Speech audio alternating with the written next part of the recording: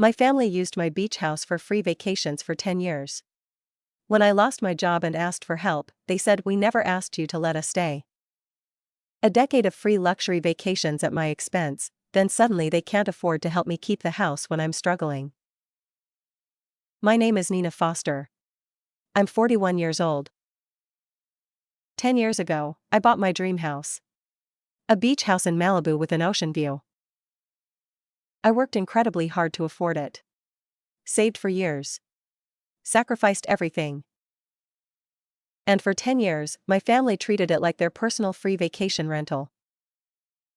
My parents stayed for weeks at a time. My siblings brought their families every summer. My cousins threw parties. My aunts and uncles visited constantly. They ate my food. Used my utilities. Drove my car. Enjoyed luxury living. Never offered to pay for anything. Never contributed to groceries or bills. Never helped with maintenance. Just showed up. Enjoyed. Left. I hosted everyone. Thanksgiving dinners for 20 people. 4th of July barbecues. Christmas celebrations. Birthday parties. Bachelor parties. Family reunions. I never asked for money. I wanted to be the generous one. The successful one. The one with a nice house who could host family. Then I lost my job during the tech layoffs. Couldn't find work for months. Burned through my savings. Fell behind on my mortgage. Faced foreclosure. I called my family. The same people who'd stayed at my house for free for a decade. I need help. Can anyone contribute to the mortgage? Just for a few months until I find work? The response was silence. Excuses. Refusal. We have our own bills. We can't afford to help. You chose to buy such an expensive house. And the one that hurt the most, from my brother, we never asked you to let us stay. That was your choice. A decade of free vacations. Tens of thousands of dollars in hospitality. And when I needed help for just a few months, they said no. I lost my house. And my family had the audacity to complain that they lost their free vacation spot. This is the story of being generous to people who only valued what you could give them. I grew up in Ohio. Middle-class family. My parents, Robert and Linda Foster, were hardworking people. Dad was a high school teacher. Mom was a secretary at an insurance company. We weren't rich. But we were comfortable. I have 2 siblings. My brother Derek is 2 years older. My sister Ashley is 4 years younger. Growing up, I was the ambitious one. The one who wanted more. Derek was content with a simple life. Went to community college. Became an electrician. Married his high school girlfriend, Kelly. Had 3 kids young. Ashley was the free spirit. Worked retail. Bounced between jobs. Married young to Brad, divorced, remarried to someone else. I was different. I wanted success. Wanted to build something. Make something of myself. I went to Ohio State University on scholarships. Studied computer science. Graduated top of my class. Got recruited by a tech company in California. Moved to Los Angeles at 23. Started as a junior software engineer. Worked my way up. Long hours. Constant learning. Sacrificing my 20s to build my career. But I was good at it. Really good. Got promoted quickly. Senior engineer by 27. Lead engineer by 30. The money was good. Really good. 6 figures. More than anyone in my family had ever made. I saved aggressively. Lived below my means. Had a goal. I wanted to buy a house. Not just any house. A dream house. I'd always loved the ocean. The beach. The sound of waves. the salt air. So I saved for a beach house. In Malibu. One of the most expensive areas in California. Everyone told me I was crazy. You'll never afford it. Beach houses in Malibu cost millions. But I was determined.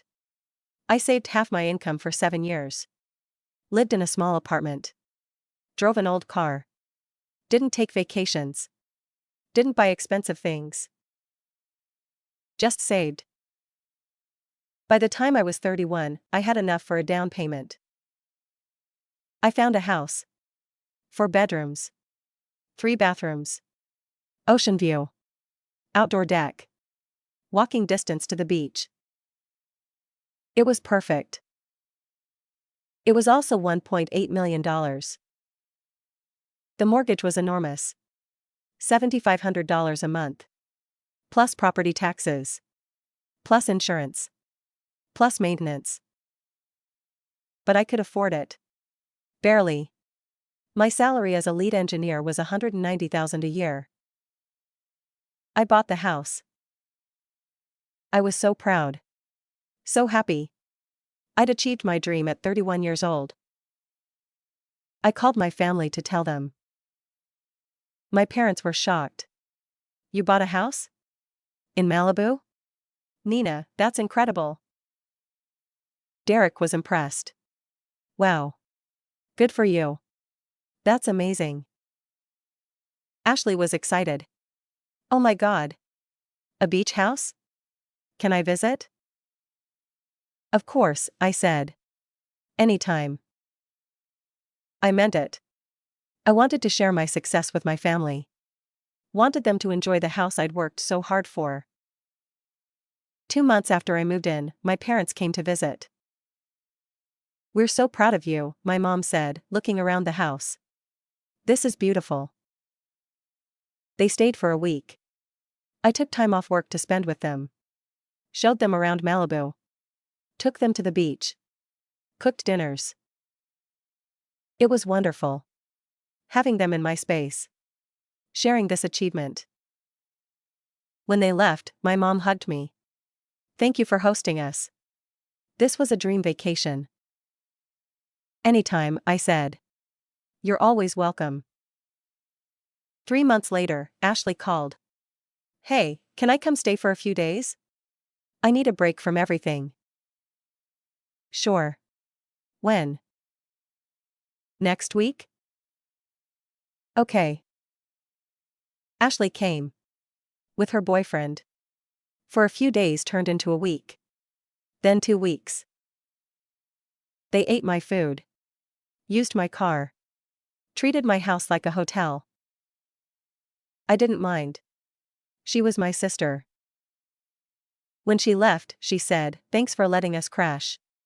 Your place is amazing." That became the pattern. My family started asking to visit. Constantly. Derek and Kelly wanted to bring their kids for summer vacation. Is July okay? Sure. They stayed for 2 weeks. 3 kids under 10 running through my house. Eating constantly. Making messes. I took more time off work to watch the kids while Derek and Kelly went to the beach. Cooked meals for 5 extra people. Bought groceries. Cleaned up. The bill for those 2 weeks was probably $3,000. Groceries. Activities. Utilities. Derek and Kelly never offered to contribute. Just said thanks for having us when they left. My cousins wanted to visit. My aunts and uncles. My parents again. Ashley again. I said yes every time. I wanted to be generous. Wanted my family to love me. To think I was successful and kind. The visits became more frequent. And longer. And more demanding. My brother Derek started treating my house like his vacation home. Would ask to stay for a week. Then extend it to 2. Then 3. The kids love it here. Is it okay if we stay a bit longer? Sure. I couldn't say no. He was my brother. And I wanted to be the cool aunt who had the beach house. But it was expensive. And exhausting. Every visit meant cooking for extra people. Buying groceries. Higher utility bills. More wear and tear on the house. My water bill tripled when people visited. My electric bill doubled. Groceries cost hundreds of dollars a week feeding everyone. I was working full-time. Coming home to a house full of people. Cooking. Cleaning. Entertaining. I was tired. But I kept doing it. Because this is what family does, right? You help each other. You share what you have. The holidays were the worst. My family expected me to host. The first Thanksgiving, my mom asked, "Can we do Thanksgiving at your place? You have so much room." I said yes. 20 people showed up. My parents. Derek, Kelly, and their 3 kids. Ashley and her husband. My aunt and uncle. My cousins. I cooked for 2 days. Turkey. Stuffing. Mashed potatoes. Gravy. Green beans. Rolls. 3 pies. The grocery bill was $600. The wine bill was $200. No one offered to contribute. No one brought dishes. Just showed up expecting a full meal. They stayed the whole weekend. Sleeping in my guest rooms. Using my towels. Eating my food. When they left, my house was destroyed. Dishes everywhere. Stains on the carpet. Broken wine glass. Trash overflowing. I spent an entire day cleaning. My mom called to thank me. That was wonderful. Your house is perfect for hosting. Let's do it again next year. And we did. Every year. Thanksgiving at Nina's house became tradition. Then Christmas. Then 4th of July. Then Labor Day. My house became the family gathering place. The free vacation rental. I calculated once. In a single year, I probably spent $10,000 hosting family.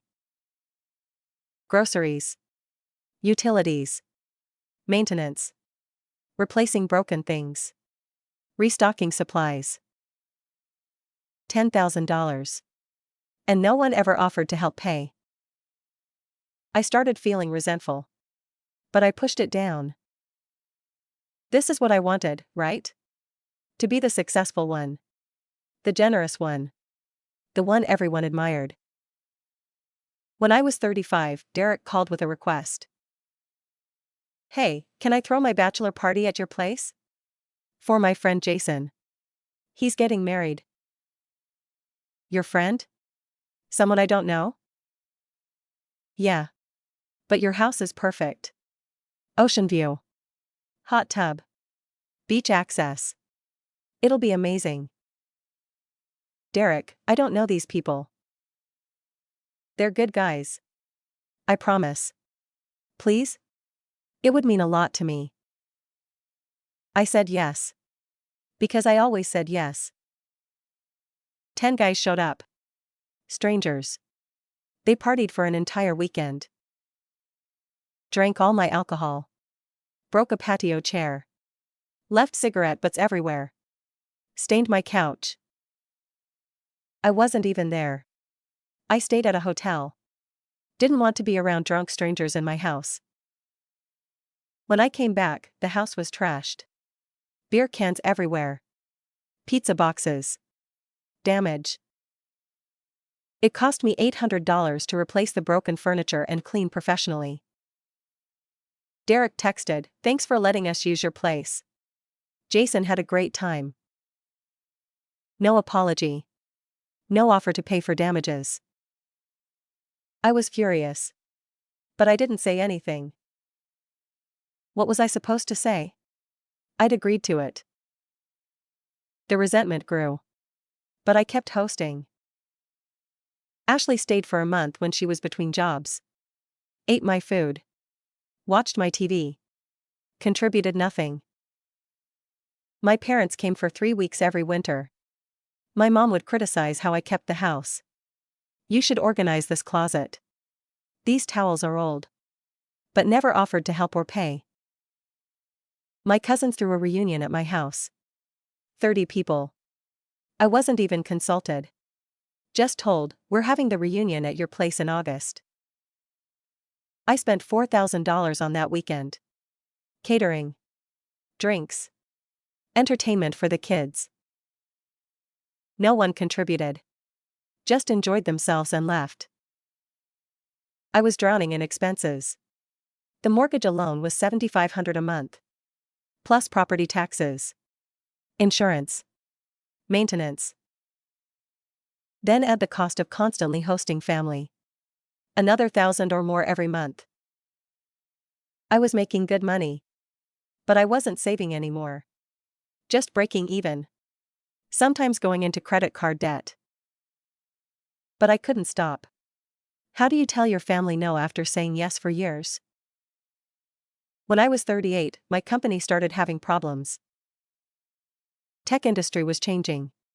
Competition was fierce. Budgets were getting cut. There were rumors of layoffs. But I didn't worry too much. I was a lead engineer. Valuable. Senior member of the team. At 39, the layoffs started. Junior employees first. Then mid-level. I felt bad for them. But relieved it wasn't me. At 40, my department got restructured. My entire team was eliminated. Including me. I got called into HR on a Tuesday morning. We're eliminating your position. Today is your last day. Here's your severance package. 6 months of severance. Seemed generous at first. But I had a $7,500 a month mortgage. Plus all the other expenses. 6 months would go fast. I filed for unemployment. Started applying for jobs immediately. But the market was terrible. Everyone was laying off. No one was hiring. Especially not for senior level positions. I sent out hundreds of applications. Got a few interviews. No offers. My severance ran out after 6 months. I dipped into my savings. The money I'd been trying to rebuild. It went fast. Mortgage. Bills. Food. Gas. I cut back everywhere I could. No eating out. No shopping. Cancelled subscriptions. But the mortgage was the killer. $7,500 a month. After 3 more months, my savings were gone. I missed my first mortgage payment. The bank sent a notice. Payment overdue. Please remit immediately. I didn't have it. I missed the second payment. The third. The bank sent a foreclosure warning. If payment is not received within 30 days, foreclosure proceedings will begin. I panicked. I'd worked so hard for this house. Sacrificed everything. This was my dream. I couldn't lose it. I needed help. Just a few months of help. Just until I could find a new job. I called Derek first. Hey, I need to talk to you about something serious. What's up? I lost my job. Haven't been able to find anything. I'm 3 months behind on my mortgage. The bank is threatening foreclosure. Oh man. That's rough. I was wondering if you could help. Just for a few months. Maybe contribute to the mortgage until I find work. Silence. Derek? I don't know, Nina. We have our own bills. Kelly's car payment. The kids' activities. We're pretty tight ourselves. You've stayed at my house for free for years. Every summer. Remember? Yeah, but that was your choice. We never asked you to let us stay. I'm not saying you did. I'm just asking for help now. You're my brother. I can't commit to a mortgage payment. That's like $7,500 a month, right? That's insane. I don't have that kind of money. Not the whole thing. Even $1,000 a month would help. $1,000 a month? For how long? I don't know. 3 months? 6 months? Nina, I can't do that. That's $6,000. We don't have that. You just took your family to Disney World last month. That's different. That was a family vacation. We saved for that. But you can't help me save my house? It's not my house. It's yours. You chose to buy a house you can barely afford. That's on you. I hung up. Furious. Hurt. My brother had stayed at my house for free for 9 years. Spent probably $50,000 worth of hospitality. And he wouldn't help me with 3 months of mortgage. I called Ashley next. I heard about your job. Derek told me. I'm so sorry. Thanks. I'm actually calling because I need help. I'm about to lose the house. Oh no. That's terrible. Can you contribute anything? Even a few hundred a month? Nina, you know I'm broke. I barely make rent as it is. You just bought a new car. I needed a car. My old one died. Ashley, you've stayed at my house dozens of times. For free. I've spent thousands on you over the years. I know. And I've always been grateful. But I never asked you to spend that money. You offered. So you won't help? I can't. I don't have money to give you. I called my parents. Mom, I'm in trouble. I'm about to lose the house. I need help with the mortgage. Just for a few months. Oh honey, we wish we could help. But we're on a fixed income. We don't have that kind of money. You've stayed here every year for the past 9 years. For weeks at a time. And we've been so grateful. But that doesn't mean we have thousands of dollars to give you now. I'm not asking for thousands. Even $500 a month would help. We can't. I'm sorry. We have our own bills. You just went on a cruise. That was a retirement gift to ourselves. We saved for that. But you can't help me? It's not that we don't want to help. We just can't. I called my aunt. My uncle. My cousins. Same response from everyone. We have our own bills. We can't afford it. We never asked you to buy such an expensive house. The one that hurt the most was from my cousin Jessica. She'd stayed at my house for 3 weeks just 6 months earlier. I'm really sorry about your situation, Nina. But honestly, you should have been more financially responsible. Buying a house you can't afford was a mistake. I was stunned. These people had used my house as their personal vacation rental for a decade. Enjoyed luxury they could never afford themselves. Never contributed a dime. And now they were lecturing me about financial responsibility. I tried one more time with Derek. Sent him a detailed breakdown. Over the past 9 years, you and your family have stayed at my house for approximately 60 nights total.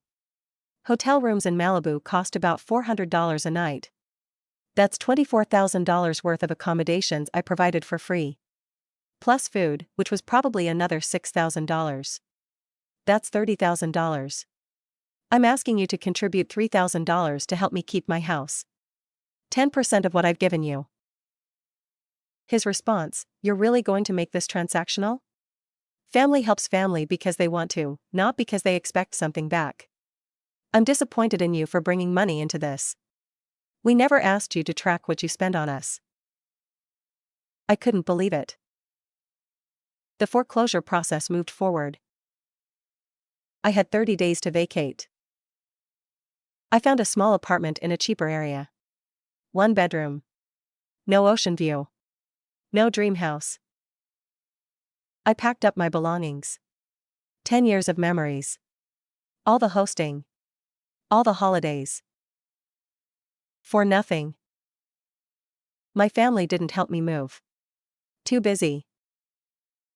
Derek texted, "Sorry about the house. That really sucks." Ashley sent, "Let me know when you're settled. Maybe I can visit?" Visit? She wanted to visit my tiny apartment after I just lost my dream house, partly because of the expense of hosting her. I didn't respond. The bank took the house. Sold it at auction. I moved into my small apartment. Felt like I was back at 23. Starting over.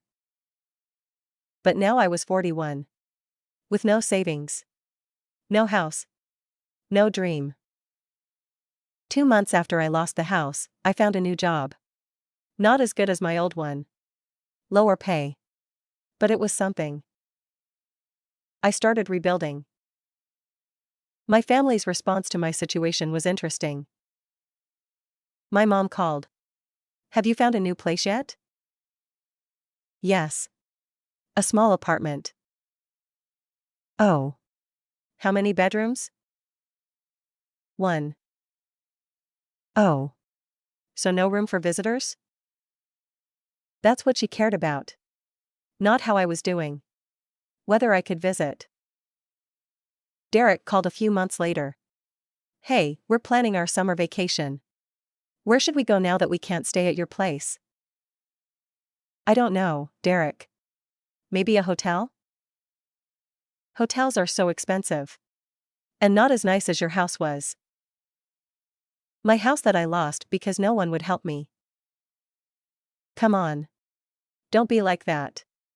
You know we couldn't afford to help." "But you can afford a summer vacation?" "We saved for this. It's important for the kids." Ashley complained to our mom. "It's so sad Nina lost the house. I loved going there. Where are we supposed to do Thanksgiving now?" Not "I feel bad for Nina." Just "Where will we vacation now?" I stopped taking their calls. Stopped responding to texts. My mom tried to guilt me. "You're being unfair. We're family. We didn't do anything wrong. You took advantage of me for 10 years. Then abandoned me when I needed help. We never asked you to let us stay." There it was again. That phrase. The excuse. You didn't ask. You just expected. And I gave. And gave. And gave. Until I had nothing left. And when I asked for even a fraction back, you all said no. You're being dramatic. We just couldn't afford to help. But you could afford vacations. Cruises. Disney World. New cars. Just not helping me. I went low contact with my family. Minimal interaction. Holidays alone. Birthdays alone. Just me and the life I was rebuilding. It's been a year since I lost the house. I'm 41 now. Living in my small apartment. Working at my new job. I'm okay. Not great. But okay. I think about the house sometimes. The ocean view. The deck. The sound of waves. I think about all the money I spent hosting family. Probably $100,000 over 10 years. Money I could have saved. Invested. Used to keep the house when I lost my job. But I spent it on people who didn't value me. Only valued what I could provide. My family doesn't understand why I'm distant now. Derek actually got angry.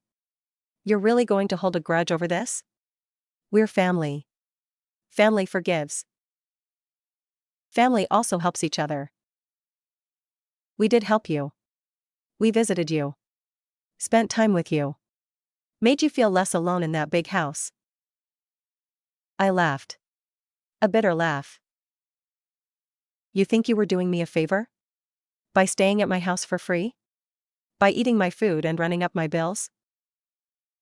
We were spending time with you. That's what matters. No.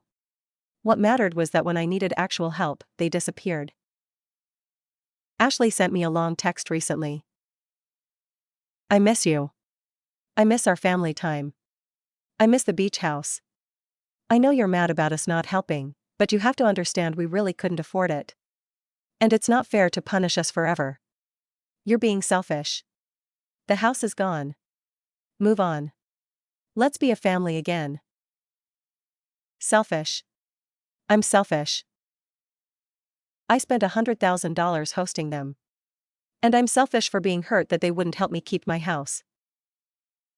I didn't respond. Some people will take everything you give and still call you selfish when you stop giving. I learned an important lesson from all this. Generosity without boundaries is just being used. My family didn't love me. They loved my house. My hospitality. My resources. When those were gone, so was their interest in me. I was a vacation rental to them. Nothing more. And now that the rental is closed, they're upset they lost their free accommodations. Not that I lost my dream. Just that they lost their convenience. I'm rebuilding my life now. Saving money again. Maybe someday I'll buy another house. But this time I won't be the family vacation spot. This time I'll have boundaries. I'll say no. I'll protect what's mine. Because I learned the hard way that some people will take everything and give nothing back. And then blame you for expecting reciprocity. My family used my house for 10 years. Free vacations. Free food. Free luxury. And when I needed help for just a few months, they said no. They chose cruises and Disney World over helping me keep my home. And then had the audacity to say I was being unfair. That's what I learned about family. Some people are only family when it benefits them. Have you ever hosted family for years only to be abandoned when you needed help? Have you ever been generous to people who refused to reciprocate? Have you ever been called selfish by people who took everything from you? Share your experience in the comments. Sometimes the people who use you the most are the first to call you ungrateful when you stop giving. If you believe that you can't use someone's house for free for 10 years then refuse to help when they're struggling, hit that like button and subscribe. Because accepting hospitality means being willing to give it back. And if you're only family when someone has something to offer, you're not family at all.